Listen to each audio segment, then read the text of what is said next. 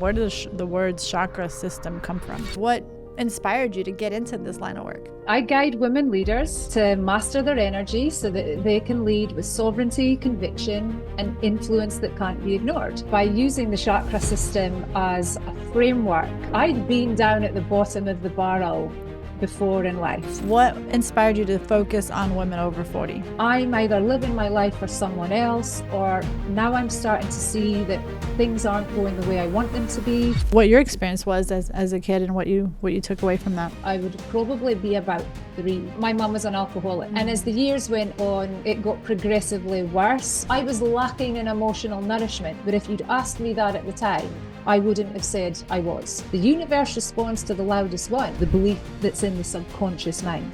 That's always the loudest signal. Welcome to Make Things Happen with Diana Pagano. I came from struggle, living life on survival mode, and later found myself living in that same vicious cycle. Life is meant to be so much more than settling. Are you ready to stop dreaming for what could be and turn those dreams into reality? I thought so. Well, get ready to live life on your terms.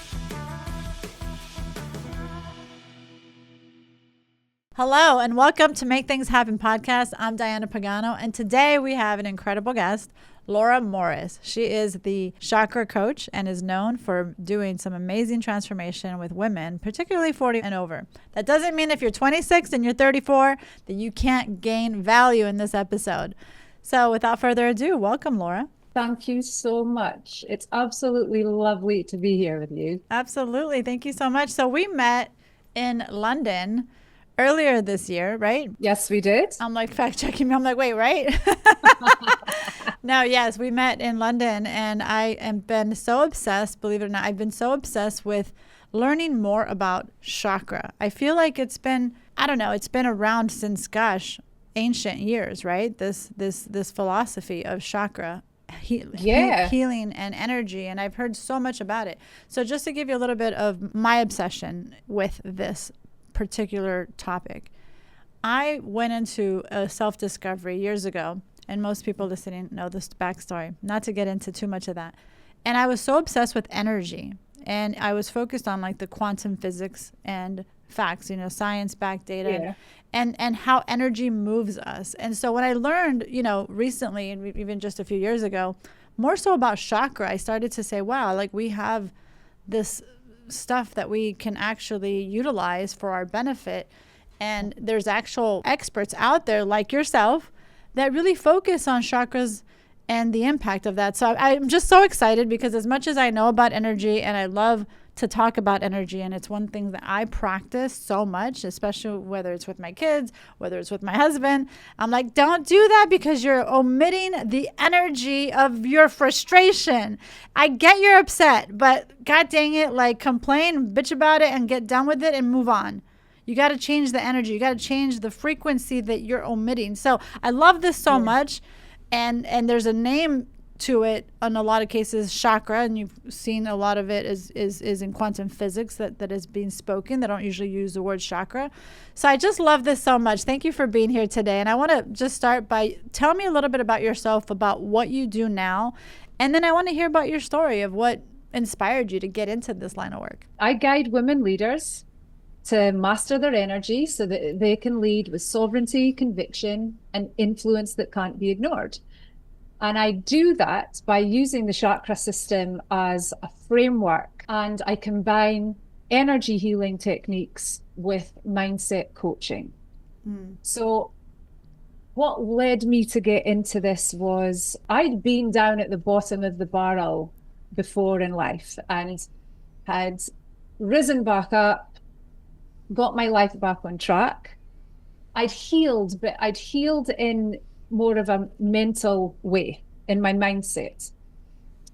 And then I ended up in another 6-year relationship that at the end of that, I felt more lost than previous. And the previous time I'd been a really bad heroin addict, for more than 2 years. Wow. And I was already working with energy. I was already qualified in beauty and complementary therapy. Did a lot of massage, advanced reflexology, aromatherapy. Loved that. But at this time in my life, I really was searching for, why am I going round in particular cycles that I'm not asking for? You know, why do I keep attracting things? So I like you, I was already obsessed with energy, but I'd been primarily focused on physical energy and a little bit of mindset.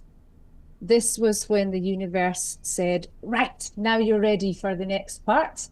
And it really threw me into non-physical healing.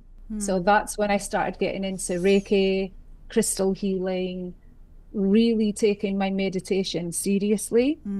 And it was during one deep dive healing session on myself.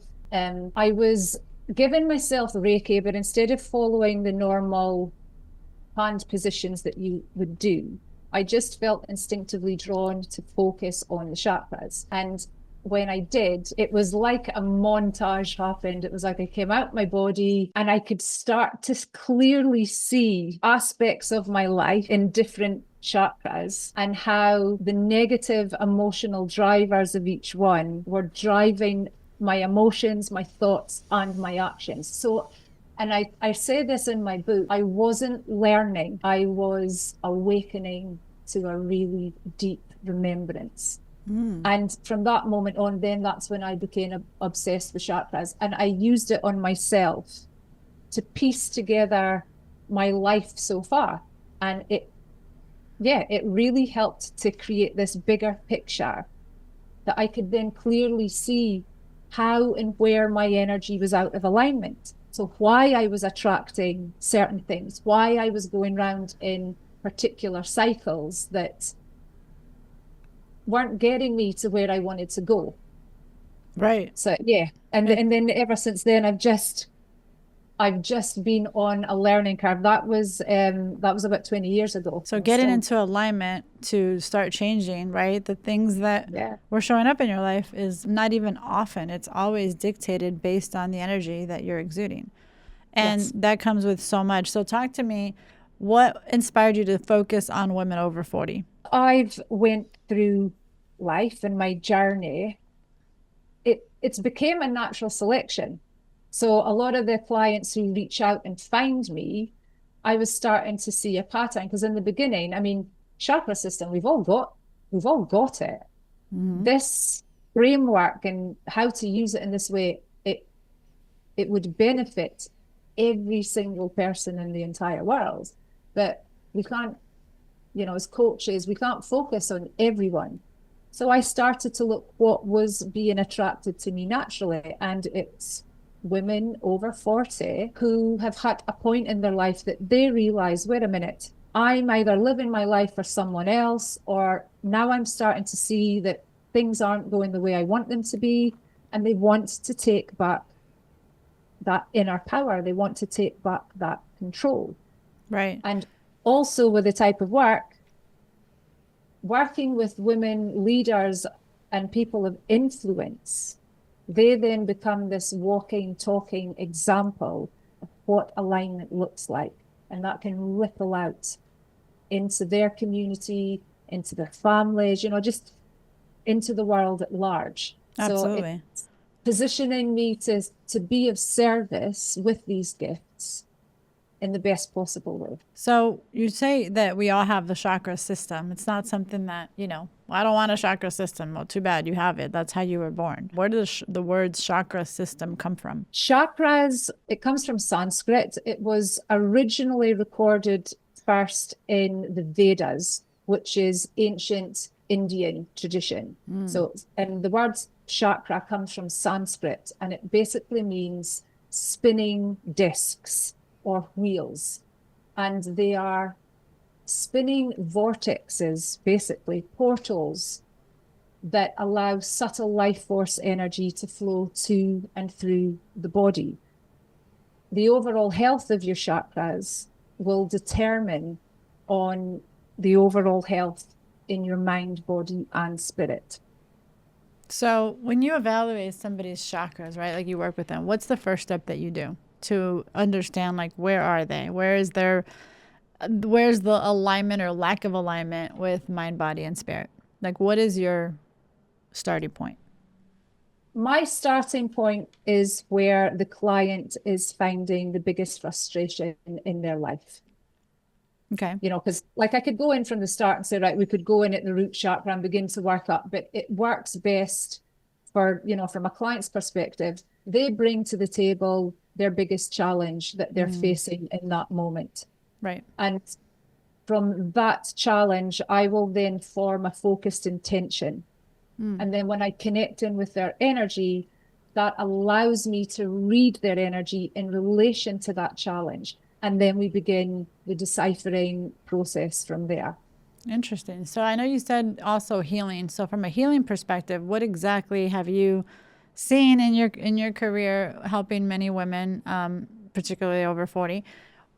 What is the process of a healing like transformation that you've had? Like where does somebody start? If they like, when you talk about healing, is it emotional healing? Is it physical healing?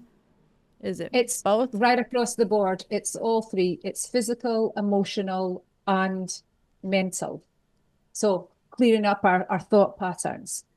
But again, it's unique to each individual person and what it is that they're looking to gain from the sessions. But definitely there's always deep emotional healing that goes on because all of the limiting beliefs that we carry have an emotional driver at their root.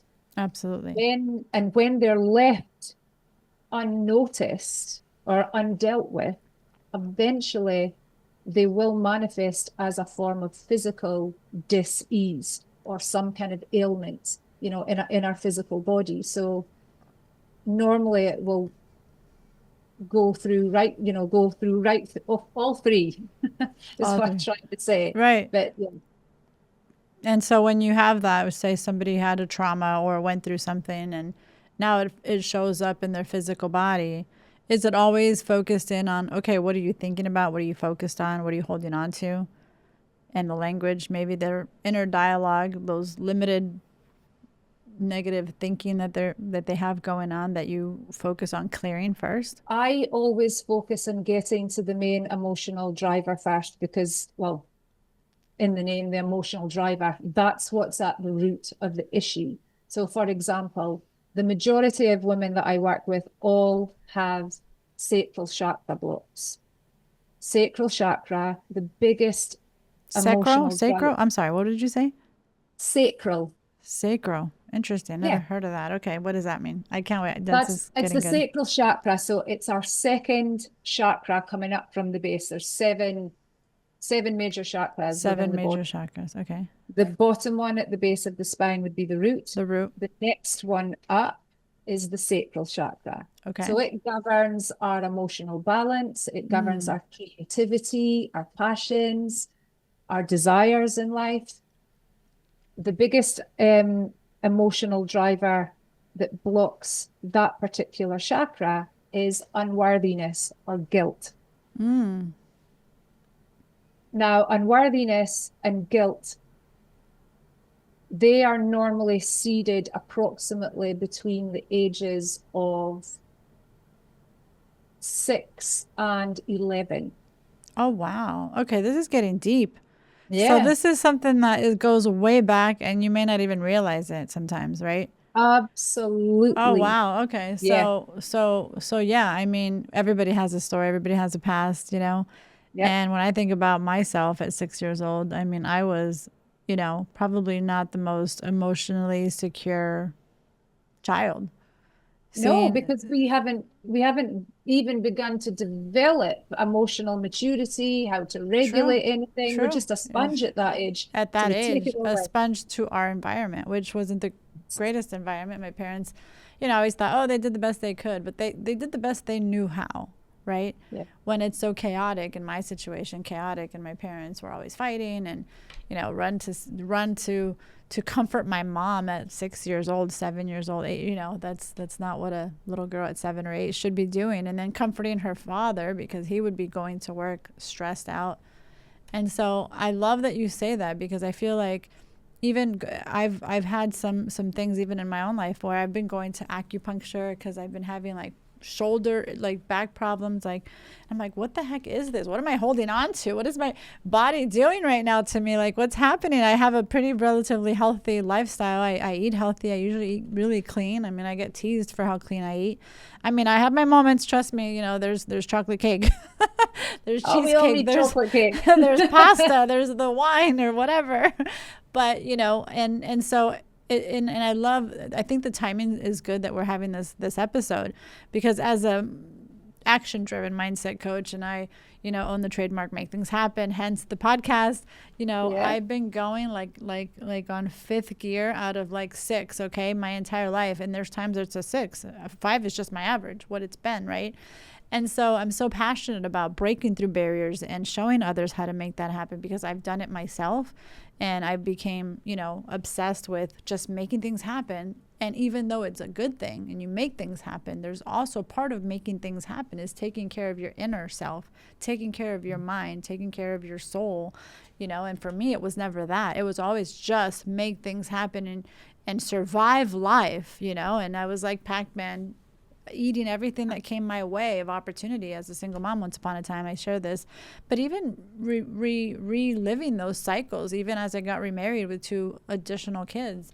And that's when I became even more obsessed to do the thing that I knew I wanted to do, which is a full circle. What you do, Laura, is so impactful for women. And I get why over 40. I mean, my gosh, I'm in my 40s and I know life changes. You think you can handle the world definitely in your 20s and in your 30s, but then when you're in your 40s, it starts to catch up to you. And it's funny, I wanted to talk about your book as well, but my book that I wrote a couple years ago, I hadn't read until this year in March. And then I had a deadline in May. So I was so focused on every stinking chapter, every sentence, every line. And believe it or not, I do share a lot. I got very vulnerable in some of my chapters. And I feel like it was a little bit of me reliving some of the things that I never had a chance to really face head on. Yeah. Like, I'm your ideal client. You know, because you'll have to come in to get hooked up for some sessions. Seriously, you'll love it. Because I definitely had I read chapter 1 and I'm in tears. And this was after I wrote it, 2 years of writing it. I didn't go back to it because I knew, okay, I'm going to go through the editing process with my publisher. And thank God the universe was aligned. And I'm so blessed to have gotten picked up by a top publisher in the personal development space. I did that too. I refused to, like, when I was writing, I would never go, when I was picking it up and starting again, I would never go back and read more than a previous paragraph. Okay, because it was hard for you to face. Okay, and that's interesting. Not so much that it was hard for me to face. Okay. It was if I'd had a couple of days off. Okay. I would only allow myself to read the previous paragraph just to pick back up on the same energy that I was in. The whole thing. Okay. It was in case I then was in a different mindset and was like, no, that's not good, and it was like, no, leave it alone until it. Oh, I should have spoke to you when I was rewriting. I mean, I rewrote things, I edited. I was just like, it was never, good enough yet because I had so much I wanted to do. And think about it. Anyone that's ever written a book, and if you haven't written a book and you want to write a book, this is your sign to get freaking started. Get started. Yeah. You got a story to tell. You have a passion. You have knowledge. I don't care how big or small it is. Put yourself, or the knowledge at least, out there. Talk to me about what your experience was as a kid and what you took away from that.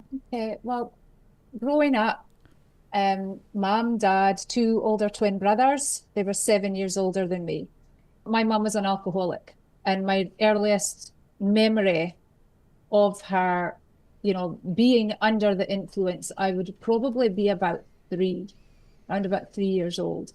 And my dad worked offshore, so my mum would get, she would drink when he was away. She would sober up when he came home.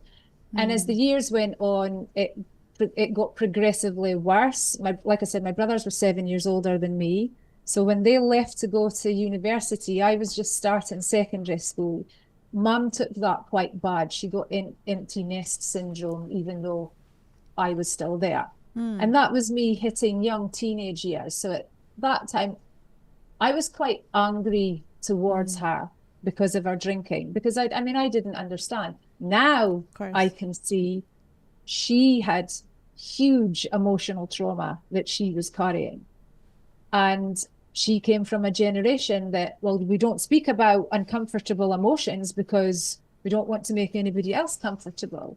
So she buried it down, and alcohol became her crutch. I ended up, it's so, I can smile about it now. It's not funny, but Of monkey course. see, monkey do.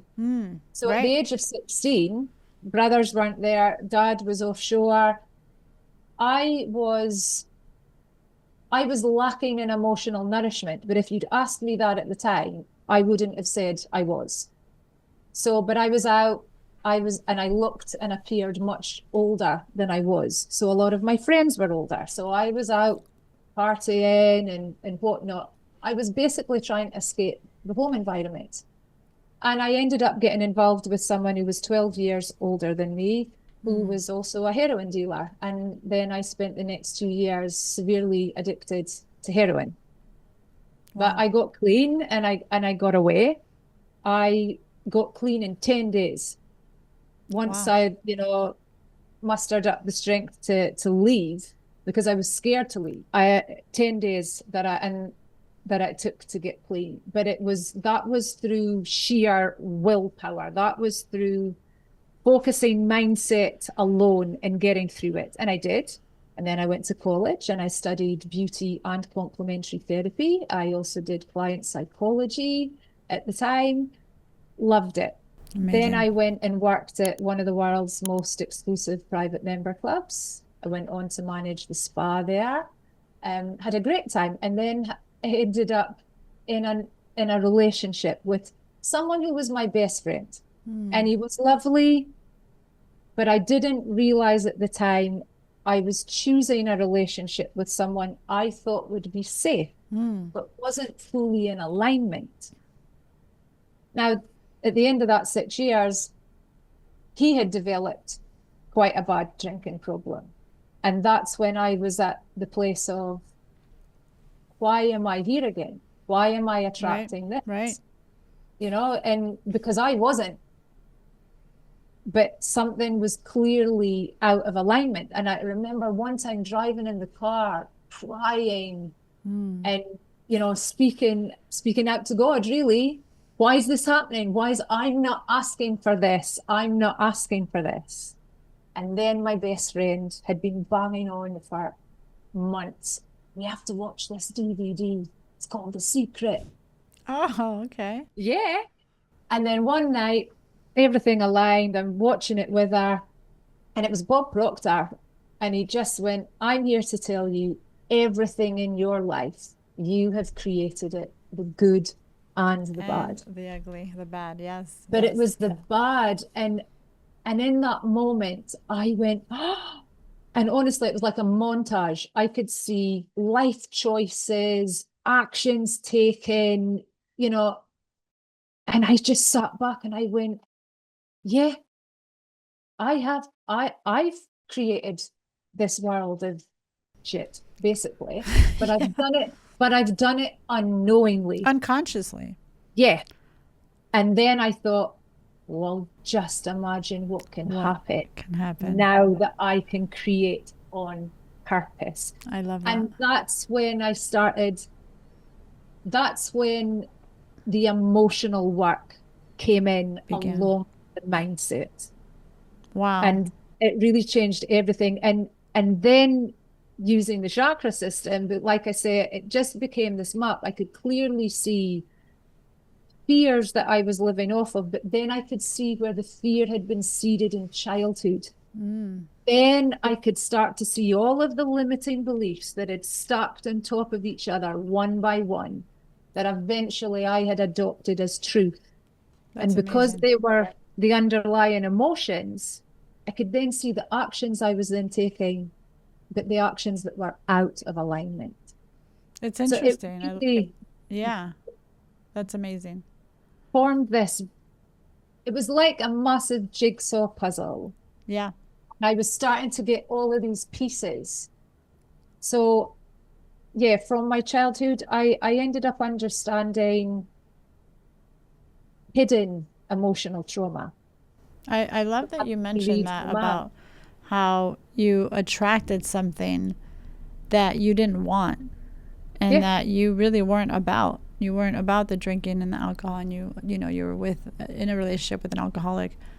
And it is very, one of the things I talk about this all the time, that you are attracting the things in your life, even the things you don't want to happen.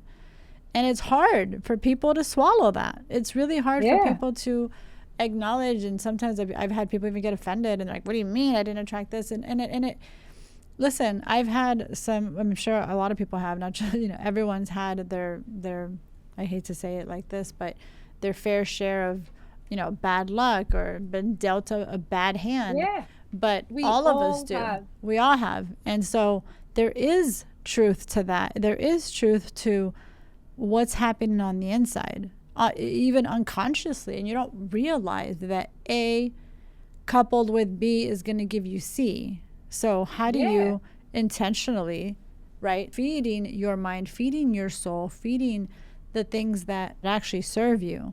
Even just telling yourself, oh, I don't want to be in debt. Well, you're telling yourself what you don't want. What do you want instead? I want to be Exactly. financially free. I want to have financial independence. Those are words that move you forward. And I always say this, Laura, and maybe you can, is that you have to influence yourself first.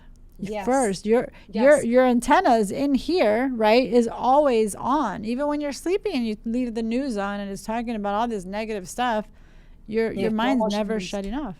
And a really important thing, for listeners, in relation to that, is the universe responds because we're sending out multiple signals. Right. And really we want them to come into alignment so it's the same. But when they're not in alignment, the universe responds to the loudest one, which will always be the emotional driver that's controlling your true belief. So the belief that's in the subconscious mind, that's always the loudest signal. So you're right. People go, oh, but I don't want this, or da-da-da-da-da. But inside, I love that. That's the loudest signal. Very awesome. I love that. But inside, they're focusing on keeping in victim mentality. They're focusing on, the fear, the blame, the shame, the guilt. And that then becomes their loudest signal. Like my loudest signal way back then was still emitting fear, still emitting, I'm not worthy of receiving the love that's right for me.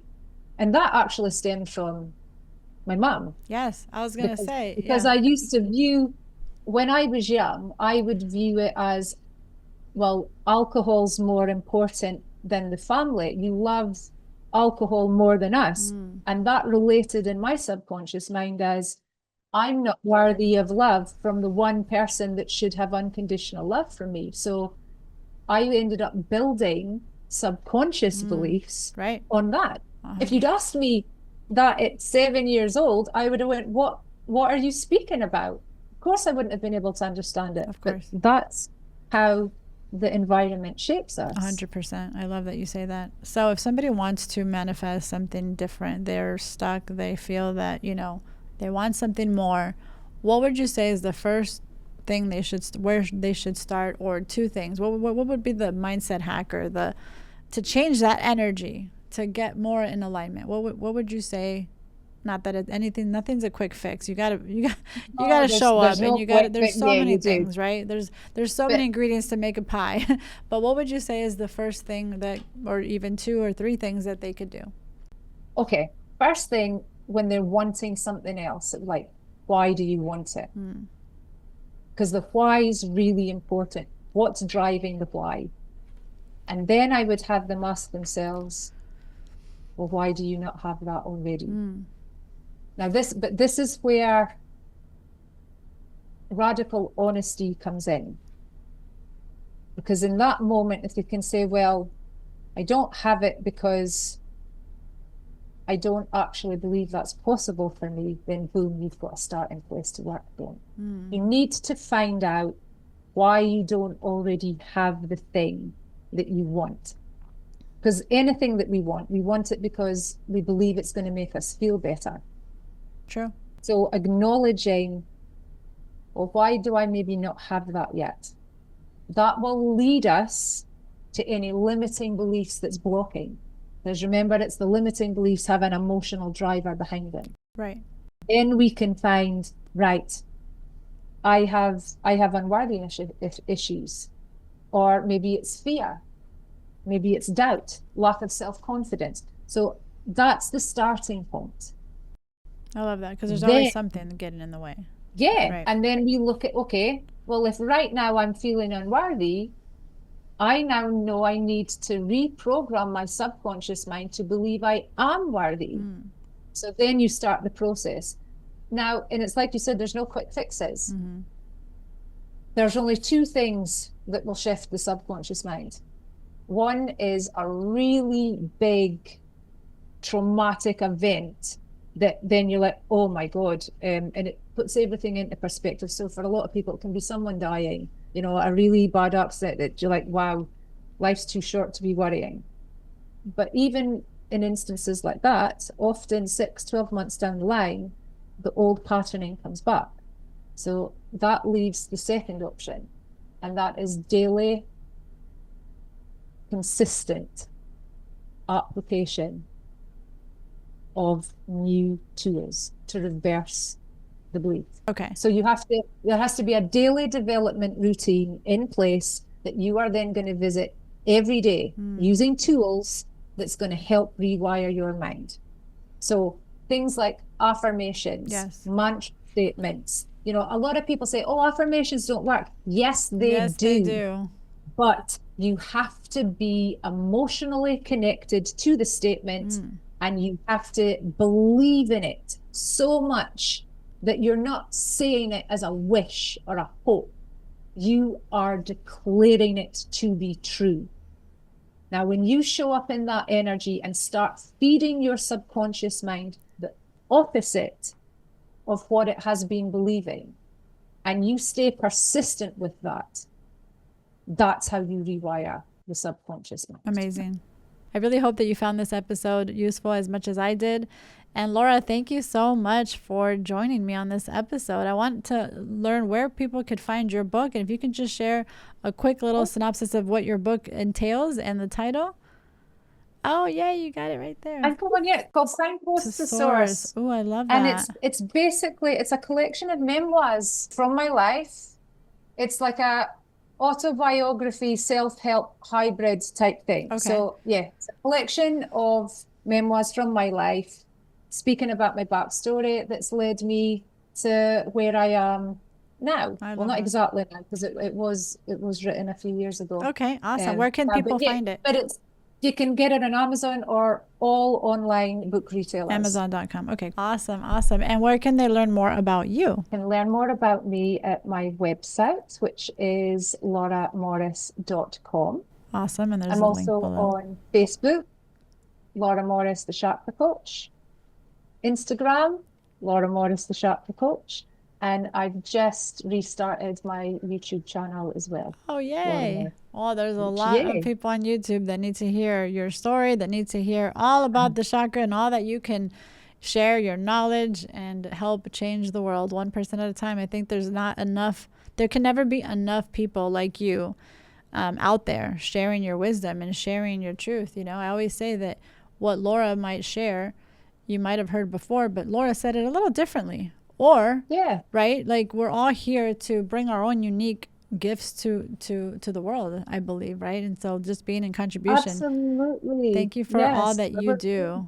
There. Thank you as well, Diana. I think you're amazing. Thank you so much. That's all on today's episode. We have links below so that you can make sure that you can get in touch with Laura. I'm telling you, you want to follow her on social media, and she makes amazing videos. I follow her. Sometimes she makes me laugh, and sometimes I'm like, oh, I didn't see it this way. And so it's going to just add to your life. You're going to have a feed in the morning when you wake up.